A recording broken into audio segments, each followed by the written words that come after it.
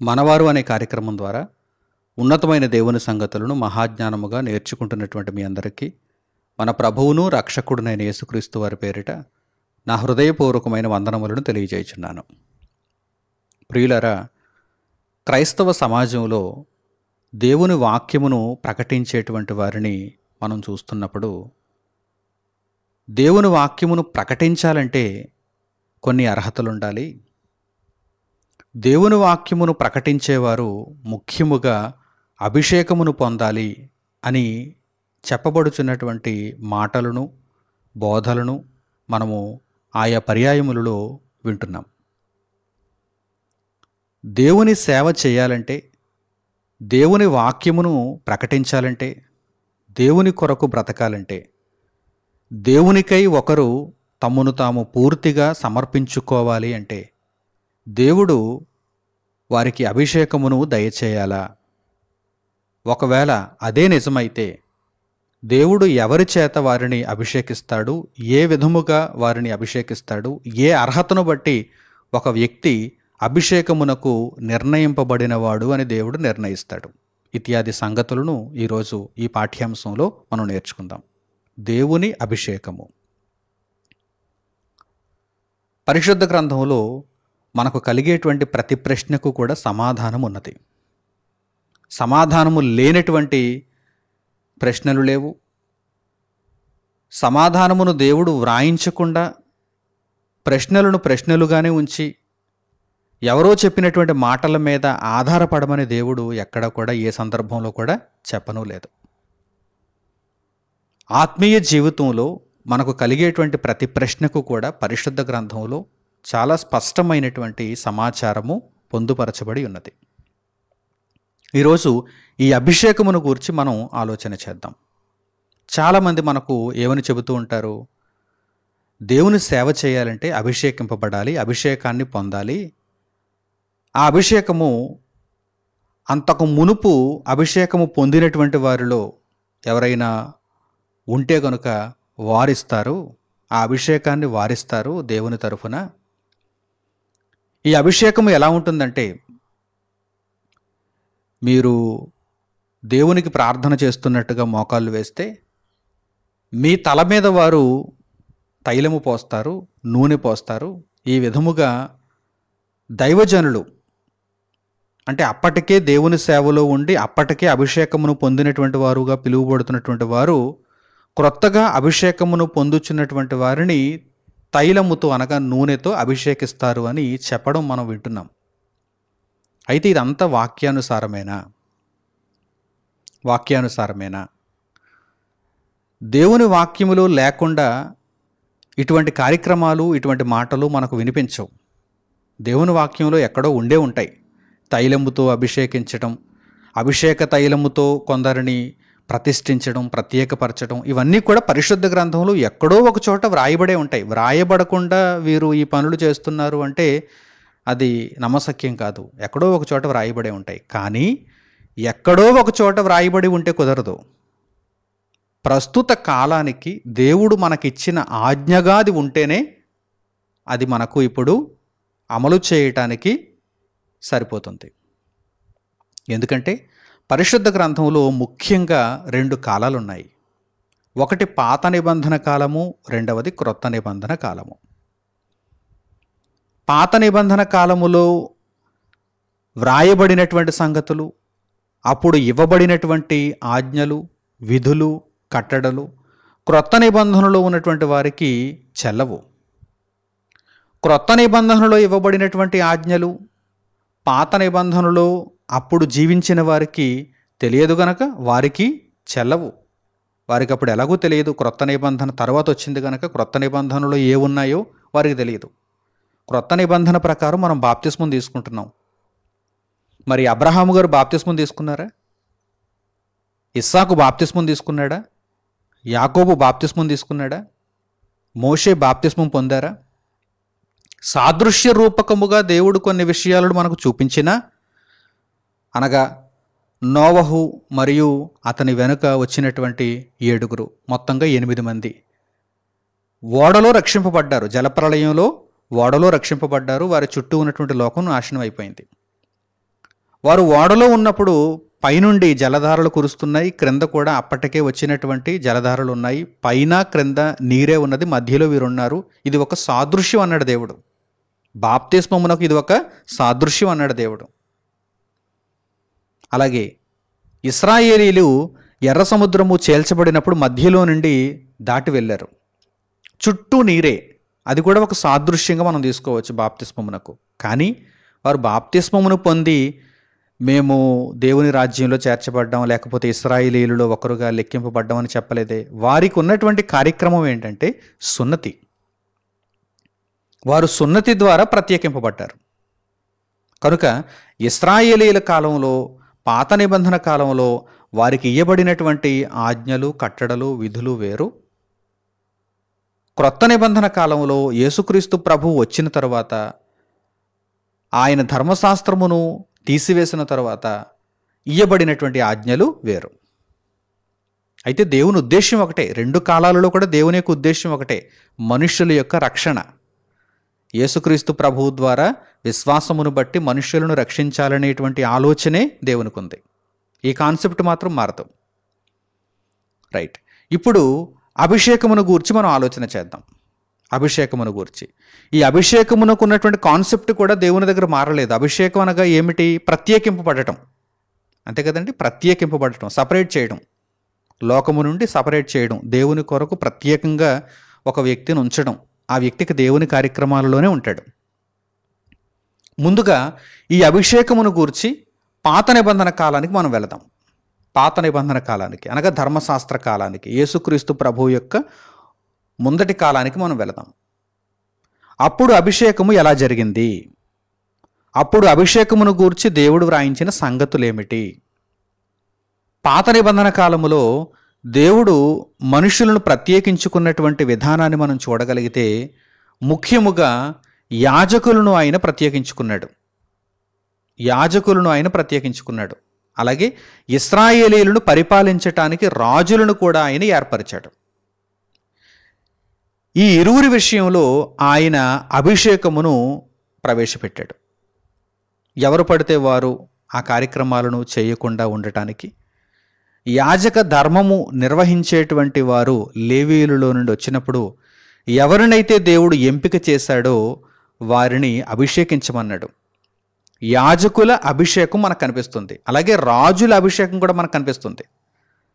రాజుల అభిషేకం, వారు లేవీయులలో నుండే రానక్కర్లేదు, వారు ఏ గోత్రంలో నుండి వచ్చినా కానీ, లేవీయులు మినహాయించి ఏ గోత్రంలో నుండి రాజులు వచ్చినా కానీ, ఒక యోధా గోత్రం కావచ్చు, బెన్యామీన్ గోత్రం కావచ్చు, ఏ గోత్రంలో నుండి వారు వచ్చినా కానీ రాజులుగా అభిషేకింపబడేటువంటి విధానం వేరు. అంటే పాత నిబంధన కాలంలో దేవుని అభిషేకం అనగానే రెండు ప్రధానమైనటువంటి విషయాలలో మనకు ఈ అభిషేకం కనిపిస్తుంది. ఒకటి యాజకులను అభిషేకించడం, రెండవది రాజులను అభిషేకించడం. యాజకులను దేవుడు ఎందుకు ప్రత్యేకపరిచాడు? దేవుని సేవార్థమై మందిరము దగ్గర, లేక వారు ఉన్నటువంటి ప్రత్యక్షపు గుడారము దగ్గర దేవుని యొక్క సేవా కార్యక్రమాలను జరిగించటానికి వారు ప్రత్యేకింపబడ్డారు. యాజకులను అందుకే దేవుడు ప్రత్యేకించాడు, వారు ఆ పనులను చేయాలి. అలాగే రాజులను దేవుడు ఎందుకు ప్రత్యేకపరిచాడు? ఎవరు పడితే వారు నేనే రాజు నేనే రాజు అనకుండా, దేవుడు నియమించినటువంటి వ్యక్తి, దేవుని పట్ల భయభక్తులు కలిగి ఉన్నటువంటి ఈ వ్యక్తి మాత్రమే రాజుగా నిర్ణయింపబడాలి అనేది దేవుని ఉద్దేశం. కనుక రాజుగా దేవుడు ఎవరిని నిర్ణయించాడో వారిని రాజుగా అభిషేకం చేయమన్నాడు. ఈ రెండు అభిషేకములను గురించి పరిశుద్ధ గ్రంథంలో ఉంది. వీటిని మొట్టమొదట మనం తెలుసుకుందాం. పాత నిబంధన కాలంలో దేవుడు అభిషేకించిన విధానాన్ని మనం తెలుసుకుందాం. ఆ విధానంలో రెండు అభిషేకాలు మనకు కనిపిస్తున్నాయి. ఒకటి యాజకులను అభిషేకించడం, రెండవది రాజులను అభిషేకించడం. మొట్టమొదట యాజకులను అభిషేకించేటువంటి విధానాన్ని మనం చూద్దాం. నిర్గమకాండము 29వ అధ్యాయము 1వ వాక్యం నుండి మీరు చూడండి.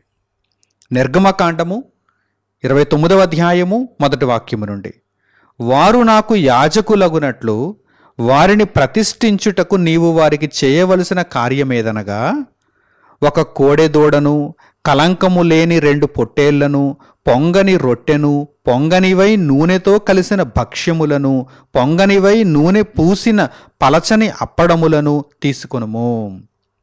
గోధుమ పిండితో వాటిని చేసి ఒక గంపలో వాటిని పెట్టి ఆ గంపను, ఆ కోడెను, ఆ 2 పొట్టేళ్లను తీసుకొని రావలెను.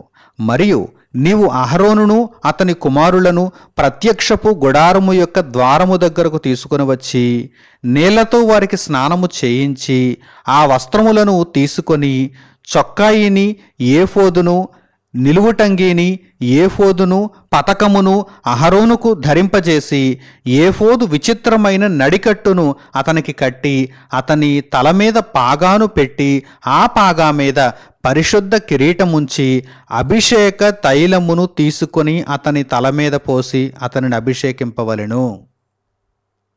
ఇంత కార్యక్రమం ఉంది యాజకులను అభిషేకించాలంటే. ఇవన్నీ చెయ్యాలి. ఇందులో ఏ ఒక్కటి కూడా కోల్పోకూడదు, చేయకుండా విడిచిపెట్టకూడదు. ఏదో ఈరోజు పరిశుద్ధ గ్రంథంలో నుండి, పాత నిబంధనలో నుండి ఈ మాటలను తీసేసుకుని ఆ రోజు అహరోనును వారు అభిషేకించేశారు కనుక ఈరోజు నాకు అందుబాటులో ఉన్నది ఒక కోడె లేదు, పొట్టేళ్ళు లేవు, 2 పొట్టేళ్ళు లేవు, పొంగని భక్ష్యములు లేవు, గంపలో వీటన్నిటిని ఉంచడం లేదు, వారికి ఏఫోదు ధరింపజేయడం లేదు, ఇవన్నీ వదిలేసి నా దగ్గర నూనె ఉంది కదా, నూనెతో అభిషేకించేస్తాను, ఇదే అభిషేకం అంటే అది మీ థియరీ అవుతుంది, దేవుని థియరీ అవదది. ముందు విషయాలను నేర్చుకోవాలి. ఎవరో ఏదో చెప్పారని, ఎవరో ఏదో చేస్తున్నారని వీరు కూడా వారి వెనక గుడ్డెద్దుల్లో వెళ్ళిపోతున్నారు.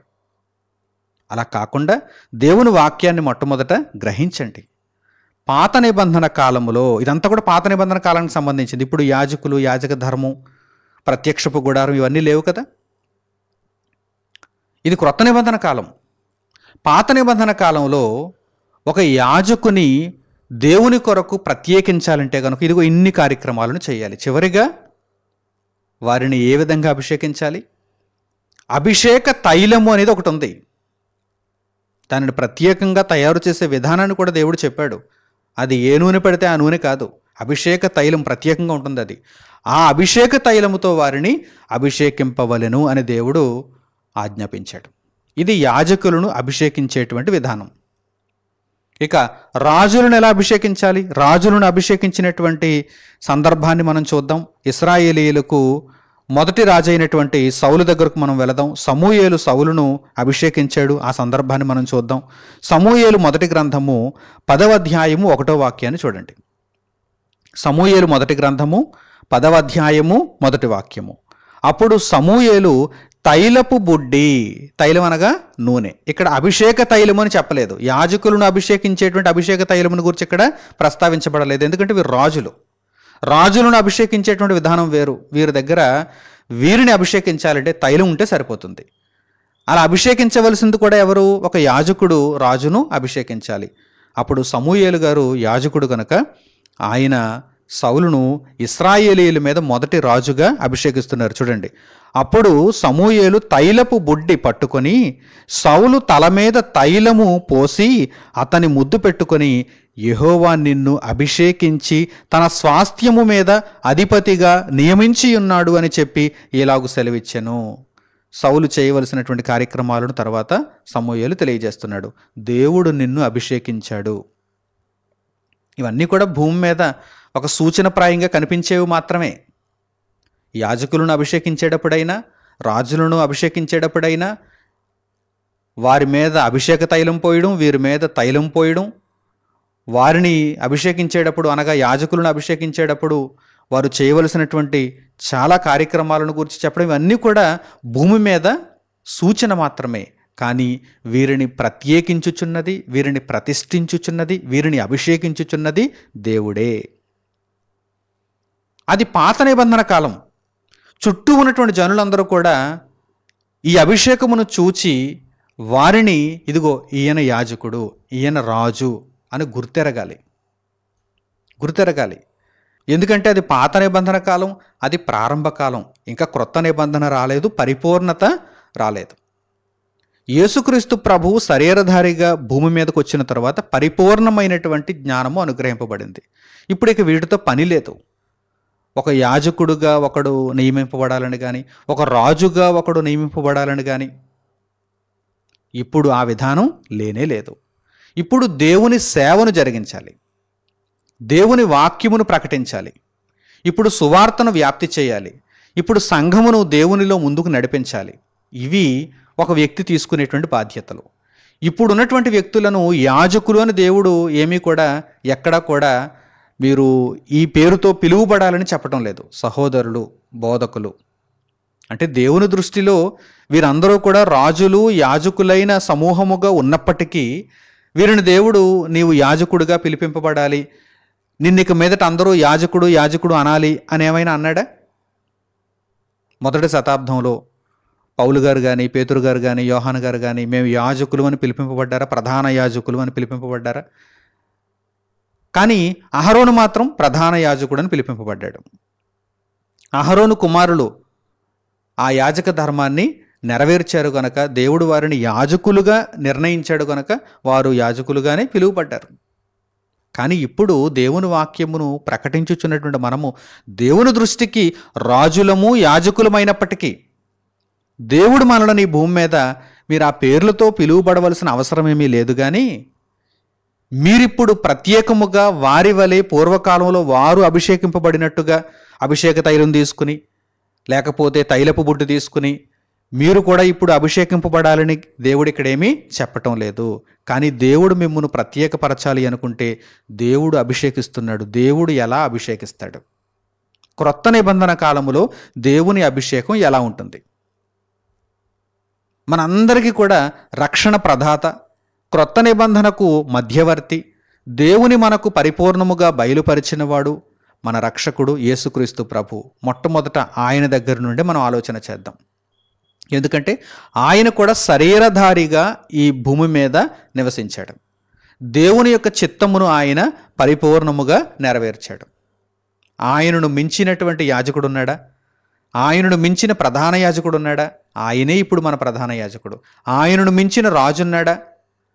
సౌలు, దావీదు, సొలొమోను వీరందరూ ఆయన కంటే తక్కువ వారే. ఆయనను మించిన రాజు ఎక్కడైనా ఉన్నాడా?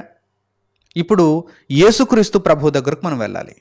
ఎందుకంటే క్రొత్త నిబంధన కాలంలో దేవుని అభిషేకం ఎలా ఉంటుందో తెలుసుకోవాలనుకుంటే యేసుక్రీస్తు ప్రభు దగ్గరికి వెళ్ళాలి.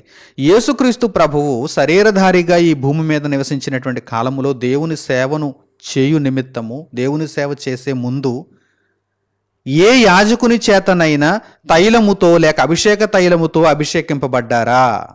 లేదు.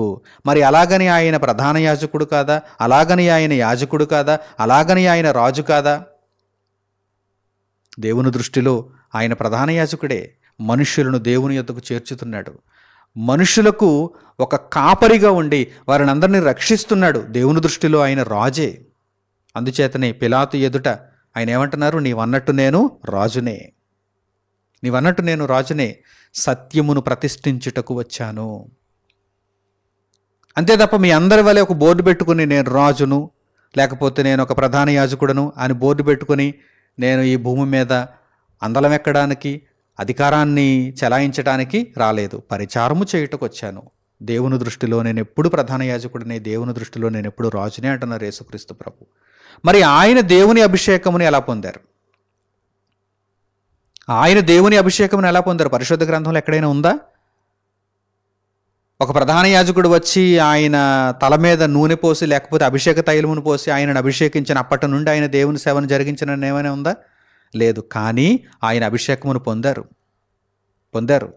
క్రొత్త నిబంధన కాలం వచ్చేసరికి ఇదిగో పాత నిబంధన కాలంలో ఉన్నట్టుగా అభిషేక తైలముతో యాజకులు అభిషేకింపబడినట్టు కానీ, తైలముతో రాజులు అభిషేకింపబడినట్టు కానీ అభిషేకింపబడరు. మరి ఇప్పుడు ఎలా అభిషేకింపబడతారు? దేవుడే తన బిడ్డలను ఇప్పుడు అభిషేకిస్తున్నాడు. ఎవ్వరికీ కూడా ఇక ఆ యొక్క అవకాశాన్ని ఇవ్వలేదు ఆయన. నూనెతో నీకు ఇష్టం వచ్చిన వారిని అభిషేకించేయి అని దేవుడు ఎవరికి కూడా అవకాశాన్ని ఇవ్వలేదు. దేవుడే తాను మెచ్చుకున్న వారిని, తనకు నచ్చిన వారిని, తన సేవలో నిలబడే వారిని అభిషేకిస్తున్నాడు. ఈ ప్రక్రియ యేసుక్రీస్తు ప్రభు వారితో ప్రారంభమైంది. అందుకే క్రొత్త నిబంధనకు వచ్చేసరికి ఈ కాలంలో ఉన్నటువంటి మనము యేసుక్రీస్తు ప్రభు వారిని మనము చక్కగా ఒక మాదిరిగా తీసుకోవాలి. గురి పెట్టి చూడాలి. గురి యొద్దకే మనం పరిగెత్తాలి. చూద్దాం యేసుక్రీస్తు ప్రభు యొక్క అభిషేకము ఎలా ఉందో చూద్దాం. లూకా సువార్త 4వ అధ్యాయము 18వ వాక్యాన్ని మనం చూడగలిగితే, యేసుక్రీస్తు ప్రభు శరీరధారిగా ఈ భూమి మీద ఉన్నటువంటి దినములలో ఆయన ఒక లేఖనమును చదువుతున్నారు. దేవుని గ్రంథమందలి ప్రవక్తలు వ్రాసినటువంటి ఒకానొక లేఖనమును చదువుతున్నారు. అలా చదువుతున్నప్పుడు ఆయనకు దొరికినటువంటి చోటును మీరు చూడండి. ఆయన ఏ వాక్య భాగాన్ని చదివారో చూడండి. లూకా సువార్త 4వ అధ్యాయము 18వ వాక్యం. ప్రభువు ఆత్మ నా మీద ఉన్నది, బేదలకు సువార్త ప్రకటించుటకై ఆయన నన్ను అభిషేకించెను, చెరలోనున్న వారికి విడుదలను, గుడ్డి వారికి చూపును కలుగునని ప్రకటించుటకును, నలిగిన వారిని విడిపించుటకును, ప్రభువు హితవత్సరము ప్రకటించుటకును ఆయన నన్ను పంపియున్నాడు. ఈ మాటలు ఎవరిని గూర్చైతే వ్రాయబడ్డాయో ఆయనే చదువుతున్నాడు ఈ మాటలు. ఈ వాక్య భాగాన్ని యెషయా గారు వ్రాశారు. యెషయా గారు ఎవరిని గూర్చి రాశారు? ఇదిగో ఎవరైతే ఇప్పుడు చదువుతున్నారో ఆయనను గూర్చే రాశారు. యేసుక్రీస్తు ప్రభువును గూర్చి రాశారు. యెషయా గారు యేసుక్రీస్తు ప్రభువును గూర్చి వ్రాసినటువంటి మాటల్లో మనకేం కనిపిస్తుంది? అభిషేకమును గూర్చి వ్రాయబడినటువంటి మాటలు కనిపిస్తున్నాయి. చూడండి 18వ వాక్యాన్ని జాగ్రత్తగా చూడండి. ప్రభువు ఆత్మ నా మీద ఉన్నది. ప్రభువు ఆత్మ నా మీద ఉన్నది అంటే కన్నతండ్రి అయిన దేవుడు తన కుమారుడైన యేసుక్రీస్తును తన ఆత్మతో అంటే పరిశుద్ధాత్మతో అభిషేకిస్తున్నారు. ప్రభువు ఆత్మ నా మీద ఉన్నది, బేదలకు సువార్త ప్రకటించుటకై ఆయన నన్ను అభిషేకించెను. ఎవరండి యేసుక్రీస్తు ప్రభువును అభిషేకించింది? దేవుడే, కన్నతండ్రి అయిన దేవుడే. ఇక్కడ ఉన్నటువంటి ప్రధాన యాజకులో కాదు, వారందరూనేమో రాళ్ళు రువ్వుతున్నారు. ప్రభు మీద రాళ్ళు రువ్వటానికి వారు కోపంతో మండిపడిపోతున్నారు దేవుని వాక్యాన్ని ప్రకటిస్తుంటే. యూదులు, ప్రధాన యాజకులు, శాస్త్రులు వారే కదండి యేసుక్రీస్తు ప్రభువు యొక్క అంతమును కోరుకుంటున్నది, మరణమును కోరుకుంటున్నది, సిలువ వేయమని కోరుకుంటున్నవారు వారే. కానీ ఈయన జీవాధిపతి, ఆయన మన కొరకు ప్రాణము పెట్టి తిరిగి లేచారు. కనుక ఆయన అభిషేకింపబడ్డారు. ఎవరి చేత అభిషేకింపబడ్డారు? యూదుల చేత, ప్రధాన యాజకుల చేత, శాస్త్రుల చేత, పరిసయ్యుల చేత, సద్దూకయ్యుల చేత, ఎవరి చేత కాదు, దేవుని చేత. దేవుడు ఆయనను అభిషేకించెను, ప్రభువు ఆత్మ ఆయన మీద నిలిచియున్నది. ఈ అభిషేకం ఎంత గొప్పదో ఇప్పుడు మీరు ఆలోచన చేయండి. అభిషేక తైలముతో అభిషేకింపబడటం కంటే, ఒక తైలపు బుడ్డిలో ఉన్నటువంటి తైలముతో అభిషేకింపబడుట కంటే పరిశుద్ధాత్మతో అభిషేకింపబడుట గొప్ప విషయము. అందుకే క్రొత్త నిబంధనకు వచ్చేసరికి పరిపూర్ణమైన సంగతులు మనకు అర్థం కావాలి. దేవుడు తన వారిని, తన కొరకు ప్రత్యేకింపబడిన వారిని ఎలా అభిషేకించాలనుకుంటున్నాడు? ఆయనే అభిషేకించాలనుకుంటున్నాడు, పరిశుద్ధాత్మతో అభిషేకించాలనుకుంటున్నాడు. ఈ మాటలు ప్రభువును గూర్చి వ్రాయబడిన మాటలు, ప్రభువులో నెరవేరిన మాటలు. దేవుడు ప్రభువును అభిషేకించెను అనడానికి ఇంకా చక్కని ఆధారాలను ఇప్పుడు మనం చూద్దాం. అపోస్తలుల కార్యములు 4వ అధ్యాయము 27వ వాక్యం నుండి మీరు చూడండి. అపోస్తలుల కార్యములు 4వ అధ్యాయము 27వ వాక్యం నుండి, ఏవి జరగవలనని నీ హస్తమును నీ సంకల్పమును ముందు నిర్ణయించెనో వాటినన్నిటిని చేయుటకై నీవు అభిషేకించిన నీ పరిశుద్ధ సేవకుడైన యేసునకు విరోధముగా హేరోదును, పొంతి పిలాతును, అన్యజనులతోనూ ఇశ్రాయేలు ప్రజలతోనూ ఈ పట్టణమందు నిజముగా కూడుకొనిరి. ఇక్కడ ఏమని రాయబడింది? దేవుడు యేసుక్రీస్తును అభిషేకించెను. చూడండి ఆ మాటలను జాగ్రత్తగా మీరు చూడండి. నీవు అభిషేకించిన నీ పరిశుద్ధ సేవకుడైన యేసు. పరమందున్న తండ్రి అభిషేకించాడు యేసుక్రీస్తు ప్రభువుని. ఎలా అభిషేకించాడు ఆయన? పరిశుద్ధాత్మతోనూ సత్యముతోనూ శక్తితోనూ ఆయన యేసుక్రీస్తు ప్రభువును అభిషేకించెను. అప్పటి నుండి ఆయన పరిపూర్ణముగా దేవుని రాజ్యమును ప్రకటించుటకు బయలుదేరిపోయారు. ఎప్పుడైతే పరమందున్న తండ్రి పరిశుద్ధాత్మతో, సత్యముతో, శక్తితో, బలముతో యేసుక్రీస్తు ప్రభువును అభిషేకించారో, అభిషేకం అంటే మనకు రూపకాలంకారంలో ఎలా కనిపిస్తుందండి? ఒక తైలాభిషేకం, ఒక అభిషేక తైలముతో యాజకుని అభిషేకించటం, లేకపోతే ఒక రాజుని అభిషేకించటం. అప్పుడు మనకు కనిపించేటువంటి విధానం ఏంటండి? తల మీద నుండి నూనె పోస్తే అది మొత్తంగా ఒంటి మీద నుండి క్రింద వరకు వస్తుంది. అంటే ఆ తైలముతో అతడు పూర్తిగా నింపబడ్డాడు అని కదా అర్థం. మరి యేసుక్రీస్తు ప్రభువును దేవుడు పరిశుద్ధాత్మతో అభిషేకించెను అంటే పరిశుద్ధాత్మతో ఈయన పూర్తిగా నింపబడ్డారు, సత్యముతో పూర్తిగా నింపబడ్డారు, శక్తితో పూర్తిగా నింపబడ్డారు, దేవుని శక్తితో పూర్తిగా నింపబడ్డారు. ఆ విధముగా దేవుడు యేసుక్రీస్తు ప్రభువును అభిషేకించారు. ఎందుకు ఈ విధముగా అభిషేకించారు? ఎందుకంటే ఈ మార్పును తరువాత వస్తున్నటువంటి ప్రతి ఒక్కరూ కూడా గమనించాలి. పాత నిబంధనలో వలె ఇప్పుడు మీరు అభిషేక తైలముతో లేక తైలపు బుడ్డిలో ఉన్నటువంటి తైలముతో అభిషేకించుకోవడం కాదు, మీకు మీరే అభిషేకించుకోవడం కాదు. నేను అభిషేకిస్తానంటున్నాడు దేవుడు. నేను అభిషేకిస్తాను. ఎవరి చేత? పరిశుద్ధాత్మ చేత, వాక్యము చేత, సత్యము చేత నేను అభిషేకిస్తానంటున్నాడు దేవుడు. ఈ మార్పును మనం అందరం తెలుసుకుంటామని యేసుక్రీస్తు ప్రభువులో దేవుడు ఈ అభిషేకమును మనకు చూపిస్తున్నాడు. అలాగే అపొస్తలుల కార్యములు 10వ అధ్యాయము 37వ వాక్యం నుండి కూడా చూడండి. అపొస్తలుల కార్యములు 10వ అధ్యాయము 37వ వాక్యం నుండి మీరు గమనించండి. యోహాను బాప్తిస్మము ప్రకటించిన తరువాత గలిలయ మొదలుకొని యూదయయందంతటా ప్రసిద్ధమైన సంగతి మీకు తెలియను. యేసుక్రీస్తు ప్రభువు భూమి మీద శరీరధారిగా ఉన్నటువంటి దినములలో ఏమి జరుగునో మీకు తెలియను అని సువార్తను ప్రకటిస్తున్నారు ప్రారంభ శతాబ్దంలో. అదేదనగా అలా అందరికీ తెలిసినటువంటి విషయం ఏమనగా, దేవుడు నజరేయుడైన యేసును పరిశుద్ధాత్మతోనూ శక్తితోనూ అభిషేకించెననున్నదియే. దేవుడు ఆయనకు తోడై ఉండెను గనుక ఆయన మేలు చేయుచు అపవాది చేత పీడింపబడిన వారిని అందరినీ స్వస్థపరచుచు సంచరించుచు నుండెను. ఈ వాక్య భాగాన్ని చక్కగా మీరు అర్థం చేసుకోండి. యేసుక్రీస్తు ప్రభువు శరీరధారిగా ఉన్నటువంటి దినములలో అందరికీ తెలిసినటువంటి విషయమే ఇది అని నాడు అపొస్తలులు ప్రచురిస్తున్నారు దేవుని వాక్యాన్ని.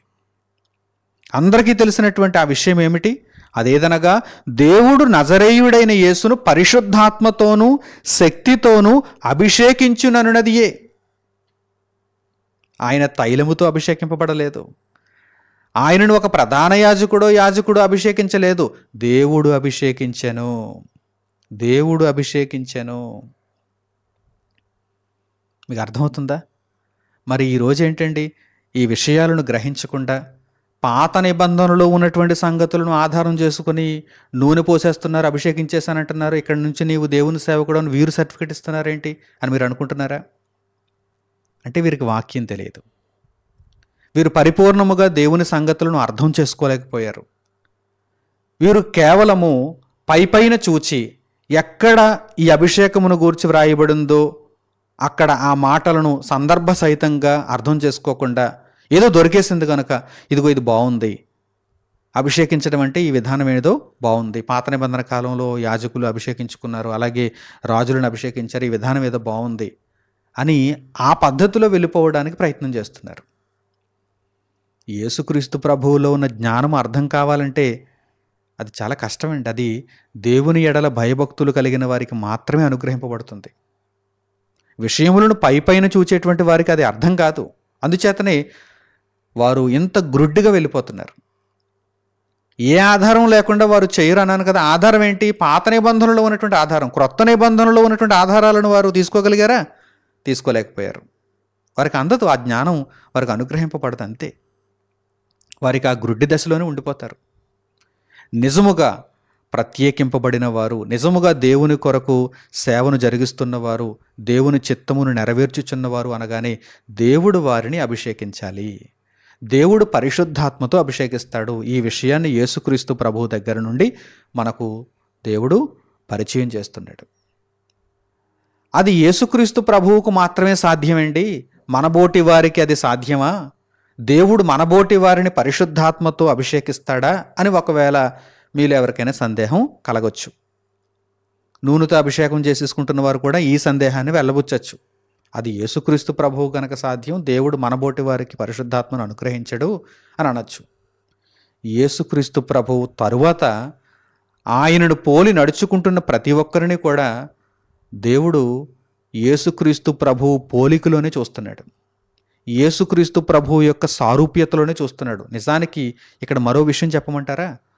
పరలోకమునకు వెళ్ళేటువంటి ప్రతి ఒక్కరూ కూడా యేసు ప్రభువు యొక్క సారూప్యతలో లేకపోతే అందులో ప్రవేశం దొరకదు, అందులో అడుగు పెట్టలేరు. నాకు ప్రభువుకు సంబంధం లేదు, నేను ప్రభువు మార్గములో వెళ్ళను, ప్రభువుతో నాకు అస్సలు పడదు, నా విధానం నాది, కానీ నేను సత్యమును ఇంకో మార్గంలో అనుసరిస్తాను అంటే దేవుడు గెట్అవుట్ అంటాడు. పరలోకములో ప్రవేశించాలంటే, నిత్య జీవములో మనం అడుగు పెట్టాలంటే యేసుక్రీస్తు ప్రభువు యొక్క సారూప్యత తప్పనిసరి. సారూప్యత అంటే ఏమిటి? ఆయనలాగే ఉండడం, ఆయనలాగే ఉండడం, ఇమేజ్ ఆయనలాగే ఉండడం, వ్యక్తిత్వం, ఆలోచన, క్రియ ఇవన్నీ కూడా ఆయనలాగే ఉండాలి. అప్పుడు మాత్రమే మనము పరలోకంలోనికి అంగీకరింపబడతాం. ఆయన మార్గములో మాత్రమే మనం వెళ్ళాలి. కనుక ఆయన ద్వారా తండ్రి అయిన దేవుడు ఈ అభిషేకమును మనకు చూపిస్తూ, ఇదిగో ఆయన రూపంలో, ఆయన సారూప్యతలోనికి వచ్చినటువంటి మీ అందరికీ కూడా ఈ విధముగానే పరిశుద్ధాత్మను అనుగ్రహిస్తాను అని అన్నారు. అందుచేతనే పెంతుకొస్తను పండుగ దినమున మేడగదిలో అపొస్తలులు కూడి ఉన్నప్పుడు వారికి దేవుడు పరిశుద్ధాత్మను అనుగ్రహించి పరిశుద్ధాత్మతో అభిషేకమును చేశాడు. బాగా గుర్తెరగాలి ఈ విషయాన్ని మీరు. పరిశుద్ధాత్మతో అభిషేకమును చేశాడు. వారు పరిశుద్ధాత్మతో అభిషేకింపబడ్డారు. మరి పౌలు గారు, పేతురు గారు, యోహాను గారు, యాకోబు గారు వీరందరూ కూడా యాజకుల దగ్గరికి వెళ్ళిపోయి, బాబు మమ్మల్ని మీరు ఆశీర్వదించండి, మమ్మల్ని మీరు అభిషేకించండి, నూనె పోసండి మా మీద అని అడిగారా? వీరందరూ దేవుని దగ్గర ఉండిపోయారు, దేవుని కొరకు కనిపెట్టుకొని కూర్చున్నారు. దేవుడు మమ్మల్ని అభిషేకిస్తాడు, దేవుడు మమ్మల్ని పంపిస్తాడు. అందుచేతనే దేవుడు వారికి ఆజ్ఞాపించాడు, మీరు పెంతుకొస్తున్న పండుగ దినమున ఆ మేడగదిలో ప్రభువును ప్రార్థించండి, దేవుడు మిమ్మల్ని అభిషేకించు వరకు మీరు ఎదురు చూడండి అని వారికి ప్రకటింపబడింది. వారు ఆ విధంగానే ఎదురు చూచారు, అంతే తప్ప ఎవరి దగ్గరకు వారు వెళ్ళిపోలేదు. మమ్మల్ని అభిషేకించండి, మమ్మల్ని నూనెతో నింపేయండి, ఆ తర్వాత మేము సేవ చేస్తామని వారు అనలేదు. మరి వారు అననప్పుడు వీరెందుకంటున్నారు? ఈరోజు అపొస్తలుల బోధ అంటారు, ప్రారంభ శతాబ్దపు క్రైస్తవ్యాన్ని మనము స్వీకరించాలి, దానిని పోలి మనం నడుచుకోవాలి అంటారు. కానీ వారు చేసినట్టుగా నేడు వీరెందుకు చేయటం లేదు? మరల కొన్ని విషయాల్లో పాత నిబంధనలోనికి వెళ్ళిపోతున్నారు. పాత నిబంధనలో యాజకులు, పాత నిబంధనలో రాజులు ఆ విధంగా అభిషేకింపబడ్డారు కనుక మనకు కూడా ఆ విషయం నచ్చింది తీసుకోవటానికి ఇది ఏమైనా నీ సొంత పుస్తకమా, నీ సొంత జీవితమా? ఇది దేవుని పుస్తకం, ఈ జీవితం దేవునిది. దేవుడు చెప్పినట్టుగానే వెళ్ళాలి, నచ్చింది తీసుకోవడానికి కుదరదు. ఇక్కడ దేవుని యొక్క క్రమమును మనం పాటించాలి. చూద్దాం, వాక్య భాగంలోనే ఇంకా ఆధారాలను మనం చూద్దాం. నోటి మాటలతో కాదు, దేవుని మాటలతో సత్యమును మనం గ్రహిద్దాం. హెబ్రీయులకు పౌలు గారు రాసినటువంటి పత్రిక 1వ అధ్యాయము 9వ వాక్యాన్ని మీరు చూడండి. ఇక్కడ ఆనంద తైలముతో దేవుడు అభిషేకిస్తాడనేటువంటి మాట కూడా మనకు కనిపిస్తుంది.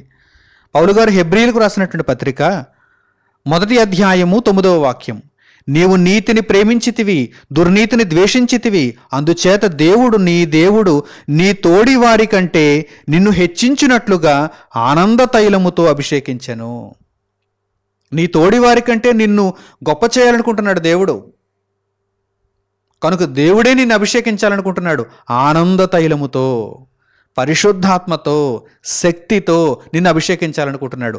ఇంత గొప్ప అభిషేకాన్ని దేవుని నుండి కాదనుకుంటూ మనుష్యులలో ఎవరో, పాపాత్ములలో ఎవరో నిన్ను ఒక నూనెతో అభిషేకించాలని నీవు కోరుకుంటున్నావా?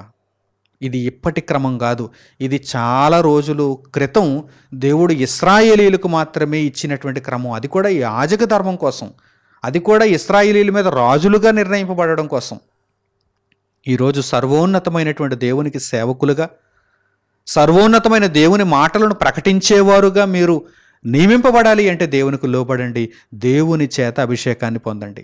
ఆనంద తైలముతో నీ తోడి వారి కంటే నిన్ను గొప్పగా ఆయన నిలబెట్టడానికి నిన్ను అభిషేకిస్తాడన్న మాటను మీరు తెలుసుకోండి. ప్రారంభ శతాబ్దంలో అపోస్తలులను, శిష్యులను దేవుడే అభిషేకించాడు. యేసుక్రీస్తు ప్రభువును పరిశుద్ధాత్మతో దేవుడు అభిషేకిస్తాడు, కానీ మాబోటి వారిని కాదని మీరు అనుకుంటే ఇప్పుడు ఈ వాక్య భాగం ద్వారా ఆ అపోహను మీరు తుడిచిపెట్టండి. ప్రభువు తరువాత ప్రభువును పోలి నడుచుకునే ప్రతి ఒక్కరిని కూడా ప్రభువు వలె దేవుడు ఆశీర్వదించాలనుకుంటున్నాడు. ప్రభువు వలె మరణము నుండి తిరిగి లేపాలనుకుంటున్నాడు. ఆయన వలె మనము కూడా సమాధిలో నుండి తిరిగి లేవాలి. ఆయన వలె మనము కూడా నిత్య జీవానికి అర్హులుగా మారాలి. ఆయన ప్రథముడు, ఆ తరువాత వరుసలో మనం కూడా ఉండాలి. ఆయన సారూప్యతలోనికి మనం వెళ్ళాలి. చూడండి ఈ వాక్య భాగాన్ని ఇప్పుడు మీరు చూడండి. కొరింథీయులకు పౌలు గారు రాసినటువంటి 2వ పత్రిక 1వ అధ్యాయము 21వ వాక్యాన్ని చూడండి. పౌలు గారు కొరింథీయులకు రాసిన 2వ పత్రిక 1వ అధ్యాయము 21వ వాక్యం. మీతో కూడా క్రీస్తునందు నిలిచియుండునట్లుగా మమ్మును స్థిరపరచి అభిషేకించిన వాడు దేవుడే. యాజకుడే అనలేదు. మా సీనియర్స్ మమ్మను అభిషేకించారని ఇక్కడ అపొస్తలుడు చెప్పటం లేదు. పౌలు గారు ఏమంటున్నారు చూడండి. మీతో కూడా క్రీస్తునందు నిలిచియుండునట్లుగా మమ్మును స్థిరపరచి అభిషేకించిన వాడు దేవుడే. ఇప్పటికైనా నమ్ముతారా? దేవుడే అభిషేకించాలి మనలను. ఈ మనుషులు కాదు, నూనెలతో కాదు, పరిశుద్ధాత్మతో, సత్యముతో, ఆనంద తైలముతో ఆయన మనలను అభిషేకిస్తాడు. ఆయన తన సేవలో మనలను ముందు కొనసాగిస్తాడని ఇప్పటికైనా నమ్ముతారా? ఈ వాక్య భాగాన్ని చదివిన తర్వాత అయినా పౌలు గారు అంటున్నారు, మమ్మను స్థిరపరిచినవాడు, మమ్మను అభిషేకించినవాడు, క్రీస్తును ప్రకటించుటకు మమ్మను నియమించినవాడు ఆయనే దేవుడు. దేవుడే మమ్మను అభిషేకించాడని చాలా స్పష్టముగా పౌలు గారు తెలియజేస్తున్నారు. అలాగే యోహాను గారి యొక్క మొదటి పత్రిక 1వ అధ్యాయము 20వ వాక్యాన్ని కూడా చూడండి. యోహాను గారు కూడా ఈ అభిషేకాన్ని గూర్చి తెలియజేస్తున్నారు. యోహాను గారి యొక్క మొదటి పత్రిక 2వ అధ్యాయము 20వ వాక్యం. అయితే మీరు పరిశుద్ధుని వలన అభిషేకము పొందిన వారు గనక సమస్తమును ఎరుగుదురు. మీరు అంటే మనమే. ఈ వాక్యాన్ని చదువుతున్న మనం ఆ రోజు ఆయన పత్రిక సంఘానికి వ్రాస్తున్నారు వారు. మీరు పరిశుద్ధుని వలన, ఎవరి వలన అభిషేకం పొందాలనుకుంటున్నారు మీరు? మీ పైన ఉన్నటువంటి ఒక పాస్టర్ గారి వలన, సీనియర్ పాస్టర్ గారి వలన, వృద్ధాప్యంలోనికి వెళ్ళిపోయినటువంటి పాస్టర్ గారి వలన కాదు. మీరు పరిశుద్ధుని వలన అభిషేకము పొందిన వారు గనుక సమస్తమును ఎరుగుదురు. అంటే సత్యమును ఎరుగుదురు, దేవుని కొరకైన బ్రతుకును ఎరుగుదురు, దేవుని సేవలో ముందుకు కొనసాగాలి. పరిశుద్ధుని వలన అభిషేకము పొందిన వారే దేవుని వలన ప్రత్యేకింపబడిన వారు. క్రొత్త నిబంధన కాలంలో ఇది గొప్ప ఆజ్ఞ, అందరూ తెలుసుకోవలసినటువంటి ఆజ్ఞ. అలాగే యోహాను గారి యొక్క మొదటి పత్రికలోని 2వ అధ్యాయము 27వ వాక్యాన్ని చూడండి. యోహాను గారి యొక్క మొదటి పత్రిక 2వ అధ్యాయము 27వ వాక్యం. అయితే ఆయన వలన మీరు పొందిన అభిషేకము, ఆయన వలన మీరు పొందిన అభిషేకము, అంతే తప్ప ఈ లోకంలో ఉన్నటువంటి సహోదరుల వలన మీరు పొందినటువంటి అభిషేకం అని చెప్పలేదు ఇక్కడ. ఆయన వలన మీరు పొందిన అభిషేకము మీలో నిలుచుచున్నది కనుక ఎవడునూ మీకు బోధింపనక్కరలేదు. ఆయన ఇచ్చిన అభిషేకము సత్యమే గాని అబద్ధము కాదు. అది అన్నిటిని గూర్చి మీకు బోధించుచున్న ప్రకారముగాను ఆయన మీకు బోధించిన ప్రకారముగాను ఆయనలో మీరు నిలుచుచున్నారు. సత్యముతో అభిషేకం. ఎవరూ మీకు బోధించవలసిన అవసరం లేదు. మీకు సంగతులను జ్ఞాపకం చేస్తే చాలు. మీరు ఎప్పుడైతే ఆయన వలన సత్యము చేత అభిషేకమును పొందారో ఇక మరొకరు వచ్చి మీకు బోధించవలసిన అవసరతే లేదు. మీరు సత్యమందు ప్రతిష్ఠ చేయబడతారు. మీరు దేవుని వాక్యంలో చక్కగా నిలబడతారు. అనేకులకు దేవుని వాక్యాన్ని ప్రకటిస్తారు. ఇప్పుడు అర్థమైందా మీకు దేవుని యొక్క అభిషేకం ఎలా ఉంటుందో? పాత నిబంధన కాలంలో యాజకులను అభిషేకించటం, రాజులను అభిషేకించటం, ఆ విధానం వేరు. అక్కడ ఉన్నటువంటి విధులు వేరు, అక్కడ ఉన్నటువంటి కార్యక్రమాలు వేరు. కానీ ఇప్పుడు క్రొత్త నిబంధన లోకములో దేవుని వాక్యమును గొప్పగా మనము తీసుకుని వెళ్ళాలి. దేవుని వాక్యము చేత ప్రజలను రక్షించాలి, బ్రతికించాలి. ఈ పని కొరకు దేవుడు మనలను అభిషేకిస్తున్నాడు. పరిశుద్ధాత్మతో, సత్యముతో, శక్తితో, ఆనంద తైలముతో ఆయన మనలను అభిషేకిస్తున్నాడు. కనుక దేవుని అభిషేకమును మనము పొందగలిగితే అనేక మందిని మనం రక్షిస్తాం. అనేక మందికి యేసుక్రీస్తు ప్రభువు దగ్గరకు వెళ్ళేటువంటి ఒక దిక్సూచిగా కనిపిస్తాం. బాకానాదము ఊదుతూ ఇదిగో రాబో ఉగ్రతను తప్పించుకునే విధముగా అనేకులకు దేవుని వాక్యమును ప్రకటన చేస్తాం. కనుక ఈ విషయాన్ని పూర్తిగా గ్రహించిన వారై, తప్పుడు బోధల నుండి వేరై, తమ తమ సిద్ధాంతాలకు లోబడిపోయినటువంటి వారి యొక్క బోధలకు వేరై దేవుని బోధ చెంతకు మీరందరూ రావాలని హృదయపూర్వకంగా కోరుకుంటూ ఈ సందేశమును ఇంతటితో నేను ముగిస్తున్నాను. తండ్రి అయిన దేవునికి ప్రార్థనలో ఏకీభవించండి. మహోన్నతుడును మహాపరిశుద్ధుడునైన మా కన్న తండ్రి, ఈ సమయమందు మీ అభిషేకమును గూర్చి మాకు సవివరముగా తెలియజేసినందుకు, మా హృదయపూర్వకమైన కృతజ్ఞతాస్తుతులను మీకు తెలియజేస్తున్నాము. దేవా, మీరు ఏర్పరచుకొనిన వారు, మీ చిత్తమునకు లోబడి మీ సేవార్థమై ముందుకు కొనసాగుతున్నవారు, మీ చేత అభిషేకింపబడినవారు, అట్టి వారిలో మమ్మను ఉంచినందుకు మీకు కృతజ్ఞతాస్తుతులు తండ్రి. మీ పరిశుద్ధాత్మ చేత మమ్మను అభిషేకించినందుకు, మీ సత్యము చేత మమ్మను అభిషేకించినందుకు, ఆనంద తైలముతో మా తోడివారి కంటే మేము మీ యొక్క దృష్టిలో ఉన్నతులముగా కనిపించగలుగుటకు మమ్మను అభిషేకించినందుకు, శక్తితో బలముతో మమ్మను అభిషేకించినందుకు మా హృదయపూర్వకమైన కృతజ్ఞతాస్తుతులను మీకు తెలియజేస్తున్నాము. నాయన, ఈ అభిషేకమును దుర్వినియోగపరచకుండా అనేకులకు సత్యవాక్యమును ప్రకటించుటయందు వినియోగపరిచి తండ్రి, గొప్ప లాభమును మీ కొరకు సంపాదించగలుగుటకు, అనగా ఆత్మలను తండ్రి క్రీస్తు ద్వారా మీ కొరకు సంపాదించగలుగుటకు మా అందరికీ నాయన మీ కృపను, మీ సహాయమును, మీ ధన్యతను దయచేయమని మిమ్మల్ని వేడుకుంటూ మా ప్రార్థన మనవులను మా ప్రభువును మా రక్షకుడునైన యేసుక్రీస్తు వారి పేరిట మిమ్మల్ని వేడుకొనుచున్నాము తండ్రి. ఆమేన్. అందరికీ వందనములు. సెలవు.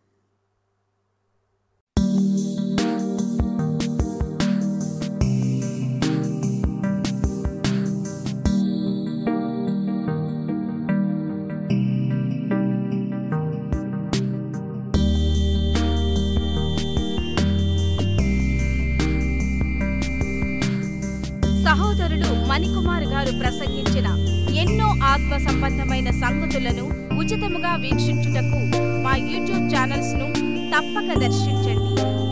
మా సమాచారమును ఎప్పటికప్పుడు తెలుసుకుని ఆత్మీయాభివృద్ధి నొందవలనంటే మా యూట్యూబ్ ఛానల్స్ ను సబ్స్క్రైబ్ చేసుకోండి.